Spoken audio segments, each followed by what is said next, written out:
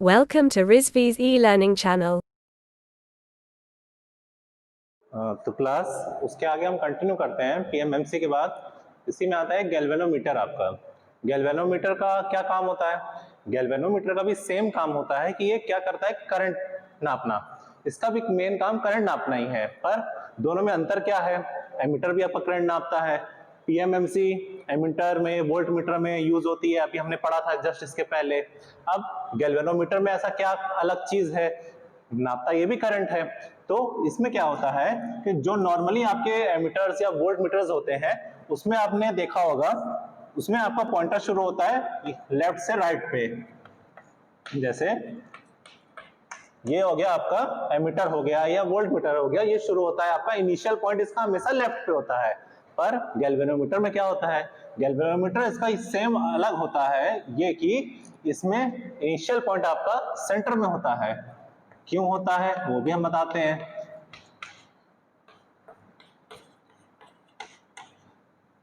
देखिए, इसमें गैल्वेनोमीटर में आपका जो पॉइंटर होता है वो इनिशियल स्टेट सेंटर होता है, और एमीटर, वोल्ट मीटर और जितने मीटर्स आपने देखे होंगे उसका लेफ्ट साइड में होता है। दोनों का काम एक ही है, ठीक है। एमीटर का काम भी करंट नापना है, गैल्वेनोमीटर का भी काम सर्किट में करंट फ्लो हो रही है उसको नापना ही होता है।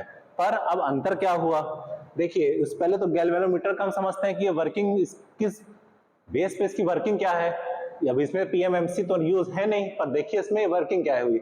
इसमें क्या होता है मोस्टली गैल्वेनोमीटर में, आपका दो मैग्नेट लगे रहते हैं एनएस, ठीक। अब इसमें क्या करते हैं, ये यहाँ पे आपका सिलेंड्रिकल शेप है, इसको कहते हैं हम लोग सॉफ्ट आयरन कोर। इसको कहते हैं सॉफ्ट आयरन कोर, इसको कहते हैं। अब क्या होता है कि सॉफ्ट आयरन कोर के ऊपर वाइंडिंग की जाती है कॉपर से, ठीक। इसके ऊपर कॉपर से वाइंडिंग की जाती है, ठीक है। ये जो वाइंडिंग की गई है कॉपर की आपके सॉफ्ट आयरन कोर से, इससे कनेक्टेड होता है आपका पॉइंटर, ठीक है। ये पॉइंटर आपका इससे कनेक्टेड होता है। जब भी हम लोग सप्लाई प्रोवाइड करते हैं तो क्या होता है, N2S फ्लक्स जनरेट होता है, दोनों मैग्नेट मैग्नेटाइज होगी।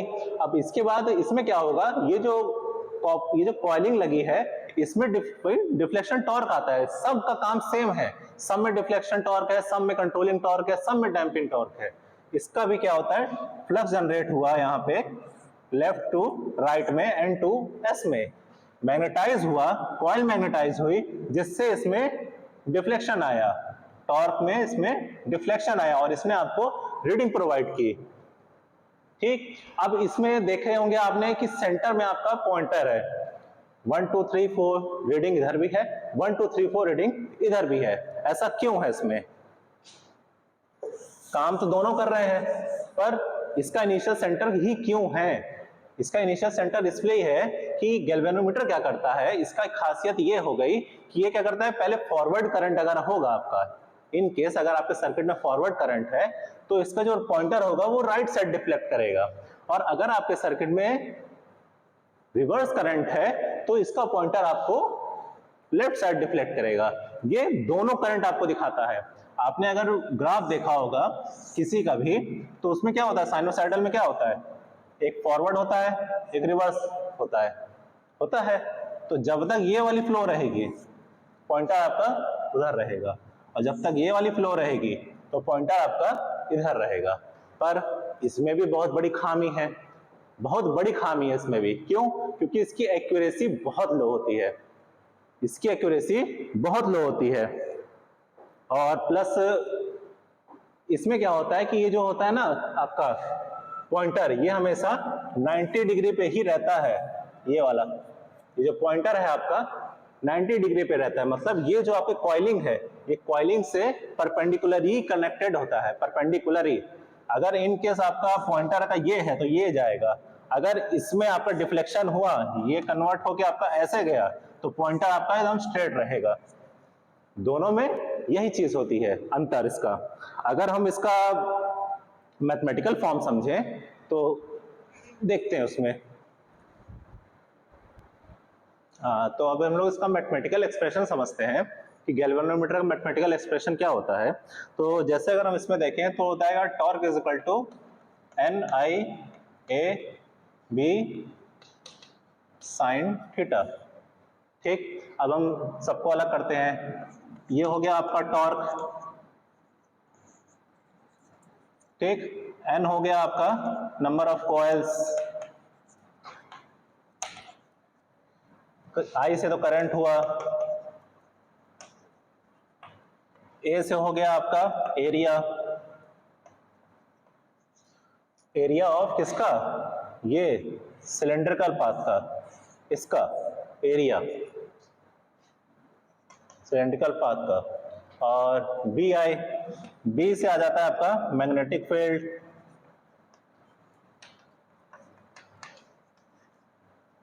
ठीक, B से हो गया आपका मैग्नेटिक फील्ड।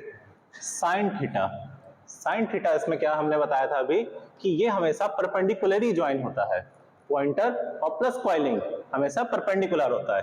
तो साइन थीटा आपका कितना है 90 degree, sine theta is equal to 90 degree. तो आपका साइन 90 डिग्री कितना हो गया 1, ठीक। तो ये चीज तो आपकी ये हो गई। इसमें से अब देखिए इसमें कुछ चीज कांस्टेंट होती है, जैसे आपका नंबर ऑफ कॉइल क्या है कांस्टेंट रहेगा, वो उसमें कोई बदलाव नहीं। करंट आपकी चेंज होगी, ऊपर नीचे हो सकती है, करंट ही सिर्फ आपका मूविंग कर रहा है। एरिया क्या है, ये भी आपका कांस्टेंट होगा। मैग्नेटिक फील्ड क्या है, ये भी आपका कांस्टेंट होगा। तो इसमें से NAB आपका क्या हो गया कांस्टेंट हो गया। साइन थीटा आपका कितना हो गया साइन 90 है, क्यों, क्योंकि परपेंडिकुलर ही पे है, वो आपका सीधे सीधे 1 हो गया। तो ये टर्म और ये term, number of coils, area plus magnetic field, ये हो गए आपके कांस्टेंट, ठीक है। टॉर्क इज इक्वल टू, अब हम इसमें आए, जब इस पर टॉर्क लग रहा है, डिफ्लेक्शन टॉर्क लग रहा है, तो स्प्रिंग भी ये आप देख रहे हैं ना, इसमें स्प्रिंग लगी हुई है, हिंज्ड पे है, तो उसका भी कुछ टॉर्क होगा। तो उसका क्या होता है, spring torque is equal to K into 5, ठीक। अब इसमें K कांस्टेंट, K है आपका स्प्रिंग कांस्टेंट, K हो गया आपका स्प्रिंग कांस्टेंट,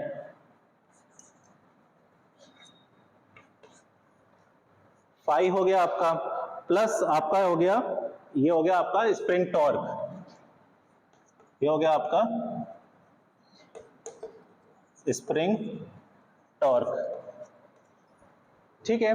अब दोनों क्या है टॉर्क प्लस और ये दोनों चीज आपकी एक साथ पे बराबर के तौर पे है।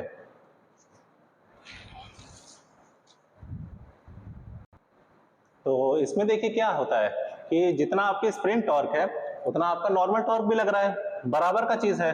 तो ये हो जाएगा आपका यहाँ पे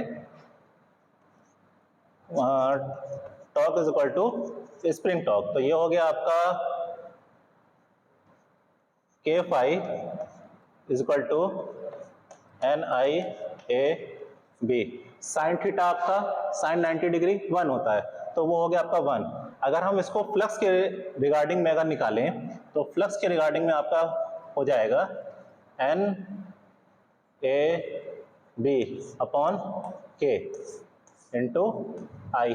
अब हमने ये तीन को अब हमने ये इतने को अलग लिखा, I को इसमें से अलग कर दिया, क्यों, इसलिए कि फ्लक्स जो है डायरेक्टली प्रोपोर्शनल है करंट के, जितनी करंट बढ़ेगी उसी के हिसाब से आपका फ्लक्स यहाँ पे बढ़ेगा।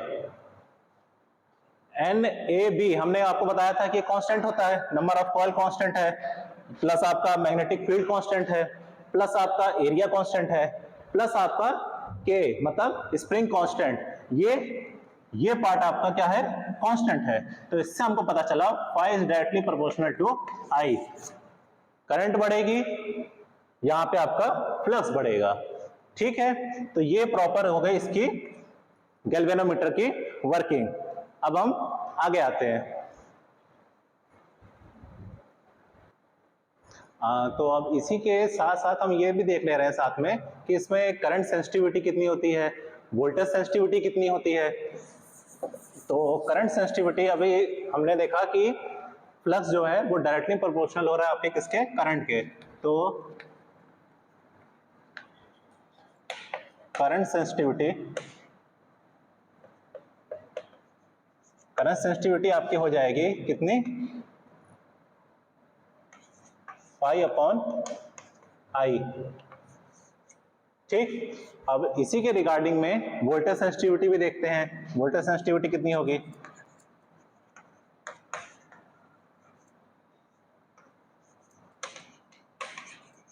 वोल्टेज सेंसिटिविटी हो जाएगी आपकी पाई अपॉन वी। ठीक है, पर V का तो इसमें कोई काम आपको दिख नहीं रहा है, तो इसमें क्या होगा? ओम्स लॉ के V में क्या हो जाएगा? Phi is equal to V is equal to क्या होता है? IR हो गया। ठीक, अब इसमें अगर हम लोग फ्लक्स की वैल्यू पुट कर दें, फ्लक्स की वैल्यू हमारे पास ये थी ना, ये पूरी वैल्यू हम इसमें पुट कर देंगे। इसको कितनी हो जाएगी ये?